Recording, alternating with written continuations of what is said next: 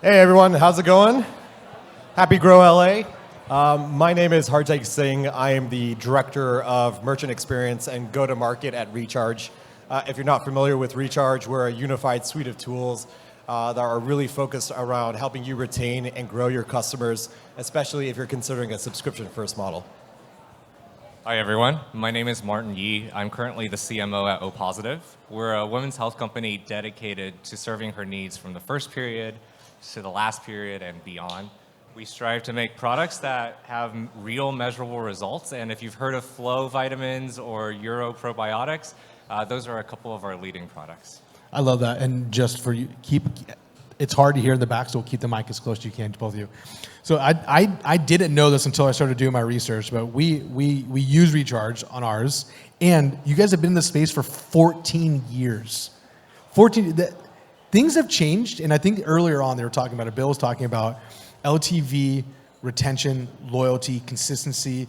It's getting more expensive on the acquisition side of things. Catch me up. In your opinion, what's changed in the past, since COVID, on the retention side of things? Yeah, I mean, so Recharge has been around for a decade plus now. If you look at early Recharge, we were called Revenue Fort. We had a really crappy Fort logo. We definitely changed that very quickly. So a lot has changed from our branding, but more importantly around e-commerce. I think everyone has known, like, we've had peaks and troughs in terms of e-commerce. Yeah. COVID really changed the landscape about familiarity with subscriptions. Before COVID, my mother didn't know what the heck a subscription was. Now she has 8 of them. So things like that have really changed the demographic and accessibility of it, and has commoditized it quite a bit. I think everyone here has a mix of digital and physical subscriptions, and you're kind of weighing which one has the most value. So subscription is no longer what makes your business special. What empowers your relationship with your customers, where you can start treating them to be better than everybody else. So I think that's a quick nutshell. Well, it makes sense to me, because when we started realizing as many brands as possible is trying to launch multiple SKUs so that they're coming back and buying more products from us. That's not always the case. You might have a hero SKU like us that they love it and they're just going to stay on it. But a lot of this was really tough, because I didn't know, when having a single SKU product, I didn't know that the pricing of the subscription was extremely important into incentivizing them to get on subscription. So when you guys were launching the various types of products, we'll use Flow as an example on this. How was pricing making a play into choosing whether or not you want to put subscription kind of front and center? Yeah, our whole mentality when it comes to subscriptions and LTV is you want to make the subscription a win-win for the customer. And before even going to pricing, the win-win for a subscription is you help them develop a very healthy and valuable habit, right? Taking it for a month, 2 months, 3 months on end, that's much more valuable than someone who's just taking a gummy a day and then 2 gummies the next week.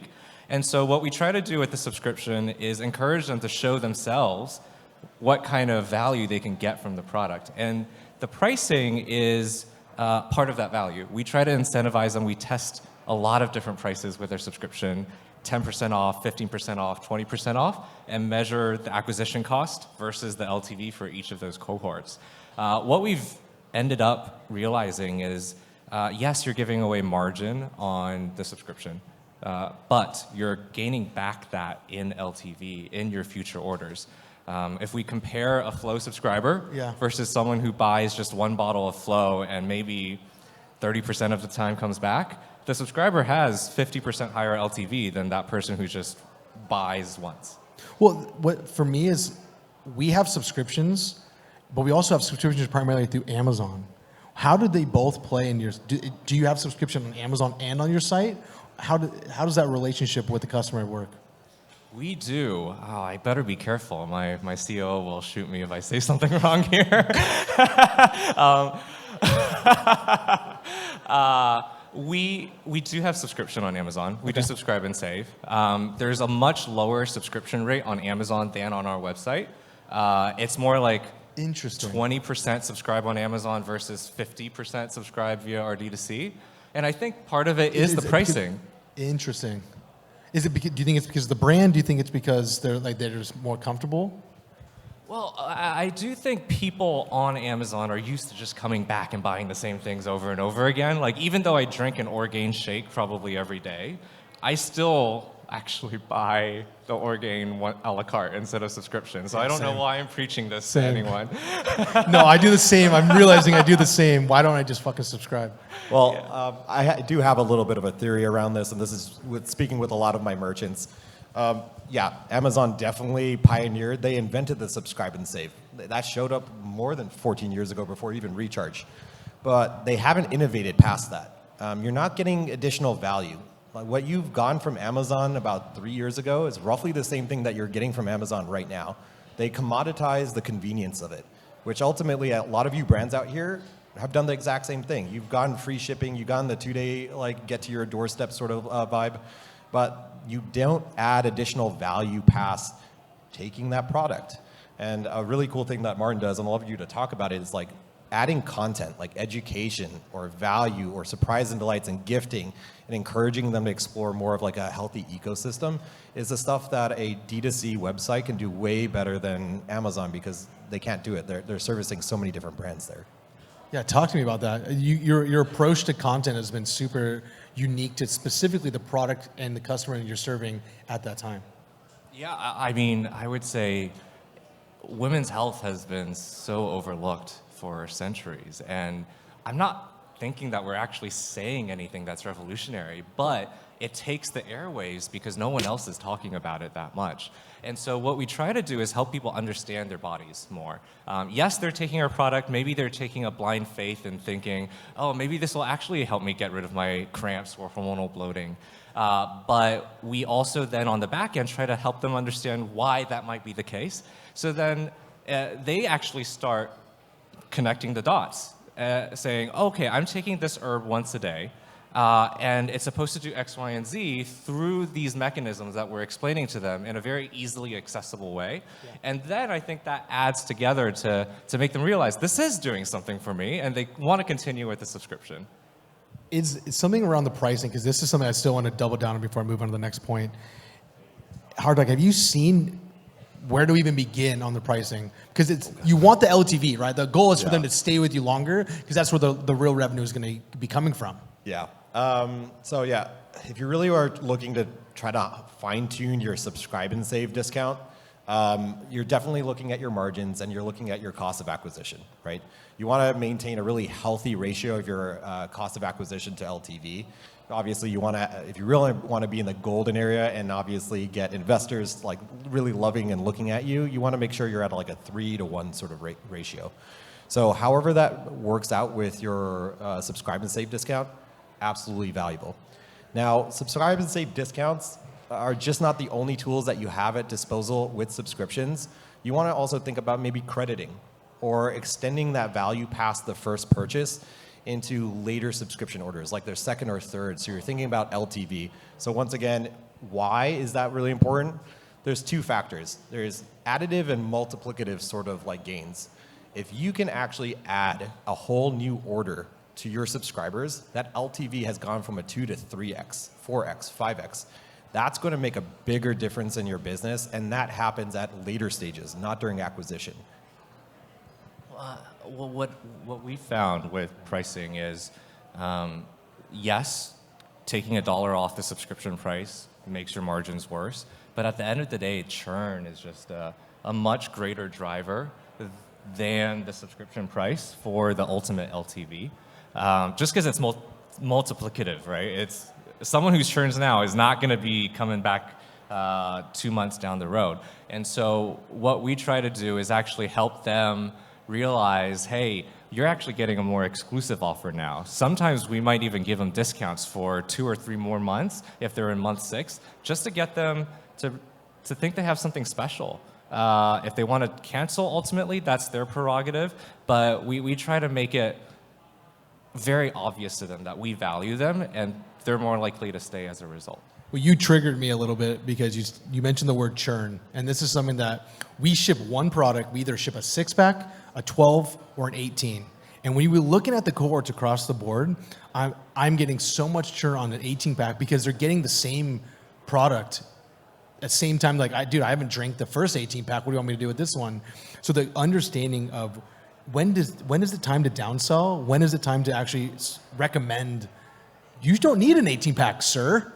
Buy a 12er. Do you have these same experiences on your side?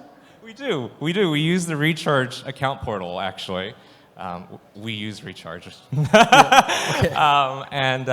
We use the portal to design the cancellation journey so that people realize the optionality that they have. If they don't want all 3 products bundled together, we allow them to click one simple button that says, hey, I only want one of these products going forward. And so their portal is designed in a way that helps you do that off the shelf. Yeah, we did a lot of research. So Recharge has about 16,000 merchants, and we went through all of the data. One of the funnest things that I love to look at is customer heuristics. It's the actions that you as a customer take on a subscription, which is something you don't get as a one-time purchase. Wait, what was that called? It's customer heuristics. So heuristics is the behaviors of humans that have specific outcomes. Okay. So for example, if I don't tie my shoes, I'm going to trip. That's a consistent heuristic of tying your shoes. You should do it.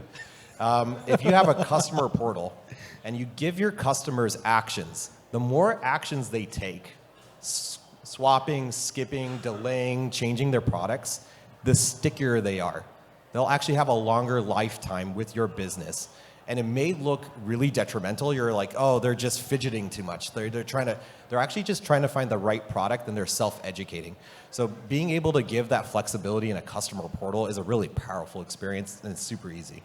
Yeah. When you're launching new campaigns, or maybe it's a new product drop, do you launch it to the cohort that's always being, for instance, if it's a complementary product to Flow, instead of going on social or instead of doing any like email blast, do you look at your cohort of the subscribers that have been with me the longest and kind of offer that to them? It's more maybe a loyalty question of, you've been with me past X period, longer than the others, you've been rewarded, here's free product. Is that something you play with? We have tried that. We do 2 archetypes of that. One is products that just aren't selling quickly through our acquisition channels, and so you give those for free to some of the longer tenure subscribers. And then the other archetype, which I'm more proud of, is the one that has the highest NPS. We usually try to take our 2 or 3 highest NPS products and give them for free, because we know people are going to love them and end up subscribing, and people who subscribe across categories have the highest LTV. That's a mic drop. That was nice. I appreciate it. When you have products that are about to, I guess, go bad, is this a play where you start making strategies around, okay, we have a liquidation event, we're going to our best customers first before you kind of run like a clearance or a last option buy now kind of play? I wish I could say that I had a logical approach to this, but kind of when you're looking at 20,000 units of something that Meta isn't moving through as quickly as you'd like, it's any and all channels. Yeah. Your existing customers, maybe a Brad's Deals kind of affiliate, where we use all the channels available to us. You're like, I just do not want to lose on this. Like, I just want to go, okay. So I've convinced my CEO to run 2 specific tests this week. One was adjusting the cadence in which we ship the product, but then also the cadence in which we're able to allow them to pay for the product. So we were actually trying to offer them, hey, you can pay for the whole year up front. Is that something you guys play with? Because I know like you have the ability to do this within your church. So if you're not familiar with what Nick just mentioned, this is a prepaid sort of model. So being able to showcase what you're going to be receiving as a customer and showing that value up front, and then asking for that customer to pay for it. It's a really powerful model. It's really super important also in health, because often they need to take several months or several instances of that subscription to see the benefit of it. Yeah. So have you played with this just yet? I feel like we should talk about doing it and trying it. We haven't tried it before. Well, explain this, because if you know the efficacy of your product is they need to be consuming this for at least 3, 6, 9 months, it makes complete sense of where you're going to show the value. Absolutely. So the difference between month to month and a prepaid experience, and this is, I think, the biggest trap and landmine that you will run into if you're a subscription business and you're considering both, is engagement is different. When you're talking to somebody who's month to month and you have to earn their next charge, you're going to spend a lot of your marketing resources to keep them in love with your brand and engaged. Around prepaids, the biggest failure I see with my merchants is they forget about that. They've already secured that customer for 6 months and they just don't engage them the same way. So thinking about how you treat your prepaids as well as your month-to-month subscribers differently, because they're getting different experiences. They're hitting different milestones and at different guarantees. Those are the biggest things that you have to consider between those two different models. What I'm a little scared of, and apologies if I'm being contrarian, is the knock-on conversion rate, is that there's more friction up front for them to switch into that. And so maybe if we were to try it, for example, what I would do is keep it month to month or quarterly at the beginning, and then once they reach a certain point, give them that special exclusive offer of, hey, you can upgrade to this prepaid plan that's actually cheaper for you per month or per bottle, and see how many of them take it. Yeah, oh yeah, you gotta experiment. Don't think like one type of subscription model is your business's subscription model. Offer everything. I actually have a baby diaper company that I work with that went subscription first, and then and they've been doing it for like 5-6 years, and they're just incredibly successful. And then a week or two ago, they're like, what about one-times? Maybe we should start dabbling in that. And then all of a sudden, they opened up a huge new demographic of those customers who are reticent about subscription. And then they took those one-time purchasers and they moved them into subscriptions after their repeat purchases. So yeah, don't bottleneck yourself into a specific model. Experiment and validate. Yeah. I think a big overlook that brands have is like the difference between loyalty and reward programs. It's something that I don't really know the way I would structure, especially when we're low SKU. Have you thought about different approaches to having them feel like you are rewarding them versus for their loyalty? Is there any way you guys are approaching this currently? Oh, that's a great question. It was probably only halfway through my life that I realized, well, not everyone's looking at you all the time, right? So, and I think I apply that to brand as well, is not everyone's thinking about O positive or flow every single day of their lives. Well, maybe if they take it every morning, they do. But what I want to do is give them something simple, something easily to grasp, not like a United Airlines Mileage Plus program, right? I want to make sure that they understand we value them. We're giving them something of value. And then I want to understand for my own company that gesture is earning an ROI back. And so, for example, when we did that test with a free gift, telling people, hey, thank you for being with us for 3 months. Here's a free pimple patch for you.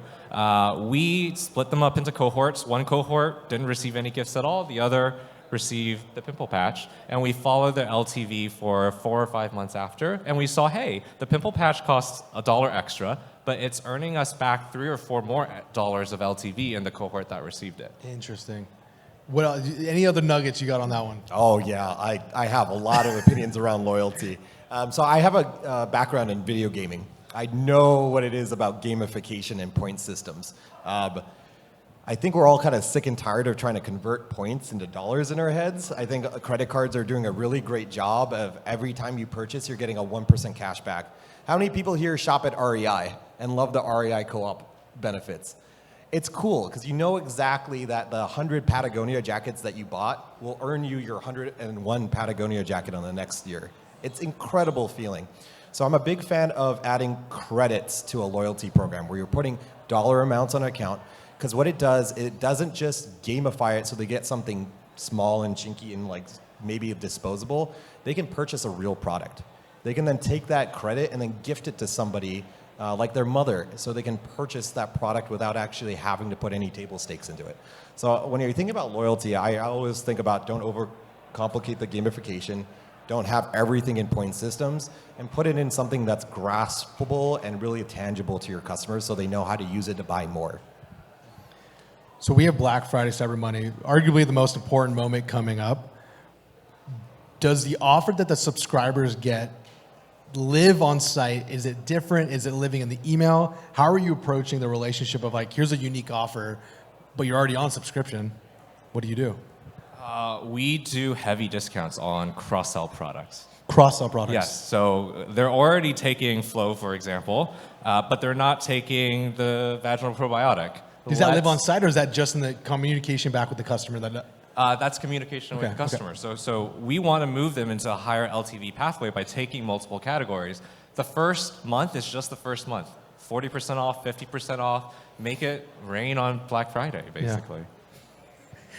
Is there a no-no that you'd be like, don't, for subscription programs, do not do this? Well, I mean, for subscription programs, don't do this. One is just, if you are going to spend on a CAC that is greater than the margin you earn on your first order, make sure you have the financing to support that, because when you start doing subscription, you quickly get into the land of not first order profitable. You need 3 months, 4 months, 5 months payback period. And a lot of companies can get in trouble if they're not responsible financially. Any final wisdom from you, my gamer man? Yeah, screw discounts for Black Friday. I hate to say it because you're racing to the bottom, right? Instead, think about putting more value in the box. There's so many brands that I work with, especially like beauty brands, that don't discount. And you get that Sephora vibe where they throw in 5 million like little small samples, they add a little bit of their ecosystem into the box. So all of a sudden, you're just adding more value to something that is not discounted. And then the second thing I say is extend that experience for the term of the subscription. So if you're acquiring something on Black Friday, put some of the surprise and delights and perks of the Black Friday experience later on. This is super important because Black Friday is now like, what, a month long? Right? So some people might be... I saw Black Friday offers today. It's insane. And then like, you can't be giving like the same like discount for a whole month. So like, how do you play catch up? Well, over the course of the period of time, just make sure those people get it on their second or third or fourth order. And that also guarantees you to get them into the next holiday season. And then all of a sudden you can then add a new campaign on top of it, and you're holding them for a year rather than just for one order. Gentlemen, this is awesome. I know you've done tons of this stuff, but I know you love this so much. What, any cool words, anything you want to say just to the other brands that are like just getting ready to rock? Yeah, I would say, especially in this day and age where venture funding is not as free and available as it was before, just start cultivating good, responsible financial management. And make sure you have great people that know what exactly is that LTV for a subscription. It's not always obvious. And so before dipping your feet into something like this, just make sure you have good people who see the numbers very accurately. I appreciate that. Martin, Hartog, thank you, boys. Yeah, thank you so much. Appreciate it. Thanks for having us.